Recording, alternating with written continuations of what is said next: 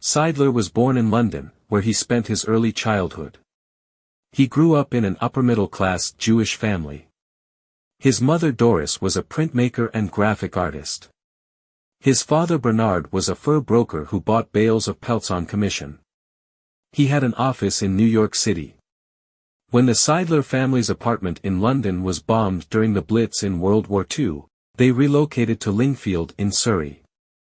Later in the war, the family emigrated to the United States.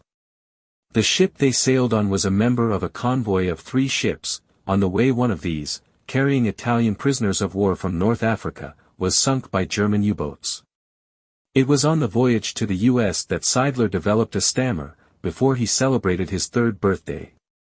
Seidler subsequently grew up on Long Island, New York.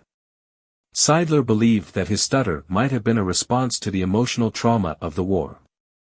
Thinking it would make others feel uncomfortable, as a teenager he often chose to keep quiet. Numerous forms of speech therapy failed him, until, at 16, he had a breakthrough. I resolved that if I was going to stutter for the rest of my life, people were going to be stuck listening to me. I had been depressed, but now I was angry. I decided I deserved to be heard.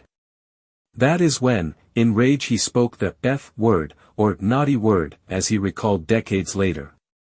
2 weeks later he auditioned for his school play, Shaw's Androcles and the Lion, and even got a small role, of a Christian getting eaten by a lion.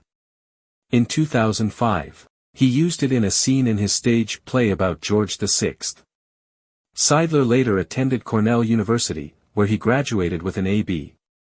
in English failed verification, in 1959. As he grew older he decided to write, and his first work was The Adventures of a Penny, about a penny's travel from hand to hand. In an interview Seidler recalled George VI as a childhood hero, who gave him hope as he listened to his wartime speeches as a child, encouraged by his parents. David, he was a much worse stutterer than you, and listen to him now. He's not perfect, but he can give these magnificent, stirring addresses that rallied the free world, they would say. Seidler arrived in Hollywood at the age of 40, and his first job there was writing Tucker, the Man and His Dream for Francis Ford Coppola. For some years he was a member of the Feather and Seidler writing team with Jacqueline Feather. Always wanting to write about George VI, and being a stutterer himself, Seidler started researching in the 1970s. After finding the surviving son of Lionel Logue, Valentine Logue, a brain surgeon, he wrote him in 1981. In turn, Logue was keen to talk with Seidler and even share the notebooks his father kept while treating the king, but on the condition that he received written permission from the Queen Mother first. Upon writing to her, Seidler received a reply from her private secretary, asking him not to pursue the project during her lifetime.